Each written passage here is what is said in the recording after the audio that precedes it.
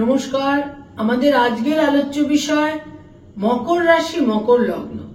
মকর রাশিতে মঙ্গল সঞ্চার করেছে গত 5 ফেব্রুয়ারি এবং এই মঙ্গল মকর রাশি, মকর লগ্নের জাতক জাতিকাকে কিভাবে প্রভাবিত করবে। মকর রাশি, মকর লগ্ন অর্থাৎ সাইন ক্যাপ্রিকর্ন। এখানে কিন্তু মঙ্গল শুধু একাই এই মকরে অবস্থান করে নেই। মঙ্গলের এটা তুঙ্গ ঘর, এটা পৃথ্বী রাশি, আর্থ সাইন এবং শনির ঘর, এবং এই শনির ঘরেই কিন্তু মঙ্গল তুঙ্গস্থ হয়। এখানে মঙ্গল অনেক বেশি ডাউন টু আর্থ, মঙ্গল এখানে অনেক বেশি প্র্যাকটিক্যাল, মঙ্গল এখানে অনেক বেশি বিচক্ষণ। মঙ্গল কিন্তু এখানে শুধুমাত্র তার এনার্জি এবং তার র্যাশ ড্রাইভ নিয়ে কিন্তু চলে না। এখানে মঙ্গল ডাউন টু আর্থ, মঙ্গল অনেক বেশি প্র্যাকটিক্যাল এবং মঙ্গল অনেক দূরদর্শিতার সঙ্গে উইথ ফুল প্র্যাকটিক্যালিটি মঙ্গল কিন্তু এখানে প্রভাব দিয়ে থাকে। মকর রাশি, মকর লগ্নে মঙ্গল যেমন থাকছে তুঙ্গস্থ হয়ে 5 ফেব্রুয়ারি থেকে 15 মার্চ, এখানে কিন্তু রবিও থাকছে, বুধও থাকছে, এবং রবি সঞ্চার করে যাবে 13 ফেব্রুয়ারি এবং বুধ সঞ্চার করে যাবে 19 ফেব্রুয়ারি, এবং এখানে 11 ফেব্রুয়ারি শুক্র এসে জয়েন করছে, শুক্র সঞ্চার করছে মকরে, এবং এখান থেকে শুক্র সঞ্চার করে যাবে 7 মার্চ, এবং মঙ্গল আর শুক্র একত্রে অবস্থান করে থাকবে মকর রাশিতে 11 ফেব্রুয়ারি থেকে 7 মার্চ পর্যন্ত।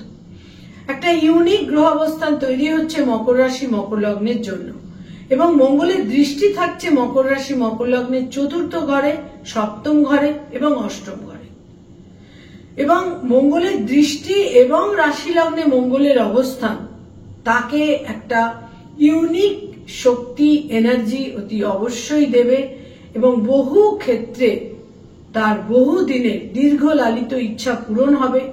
উত্তরাধিকার সূত্রে প্রাপ্তির ক্ষেত্রে অতীব শুভ ফলের সম্ভাবনা রয়েছে।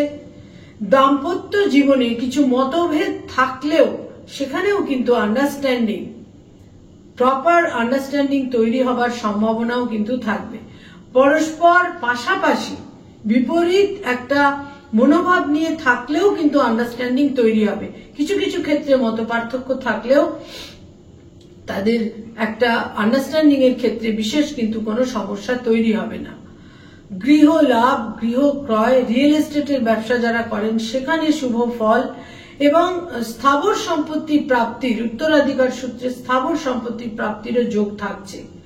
মায়ের সঙ্গে সম্পর্কের উন্নতি, মায়ের স্বাস্থ্যের ক্ষেত্রে শুভ ফল পাওয়া ইত্যাদির সম্ভাবনাও কিন্তু বিশেষভাবে থাকছে। মঙ্গল শুক্র যখন একযোগে, মঙ্গল আর শুক্র যখন 19 ফেব্রুয়ারির পর একযোগে মঙ্গল শুক্র একত্রে মকরে অবস্থান করবে, সেটা কিন্তু একটা ইউনিক রেজাল্ট দেবে। তার কারণ এখানে মঙ্গল তুঙ্গস্থ এবং শুক্র তাদের যোগকারক গ্রহ, এবং এই শুক্র তাদের যোগকারক গ্রহ হয়ে তাদের 5ম এবং 10মের অধিপতি।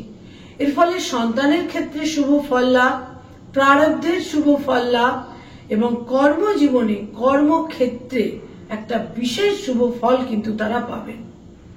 বহু ক্ষেত্রে তারা অ্যাওয়ার্ড পেতে পারেন, তারা রেকগনাইজড হতে পারেন, তারা সম্মানিত হতে পারেন, তারা অ্যাপ্রিসিয়েটেড হতে পারেন। বিশেষ করে 19 ফেব্রুয়ারি থেকে 7 মার্চ পর্যন্ত মকর রাশি, মকর লগ্নের জন্য অভূতপূর্ব শুভ ফল নিশ্চিত রূপে থাকছে, এবং কোনোভাবেই তাদের টেম্পারকে লস করা উচিত নয়, এবং কোনোভাবেই তাদের একটা রিয়াকশনের ক্ষেত্রে, যে কোনো ক্ষেত্রে, প্রতিক্রিয়ার ক্ষেত্রে কোনো উত্তেজনা কিন্তু তাদের বহন করা একেবারেই উচিত হবে না। মকর রাশি, মকর লগ্নের জাতক জাতিকারা রাজ যোগের ন্যায় ফল পাবেন 19 ফেব্রুয়ারি থেকে 7 মার্চ পর্যন্ত। ইউনিক, অতীব শুভ ফল তারা পেতে চলেছেন। নমস্কার।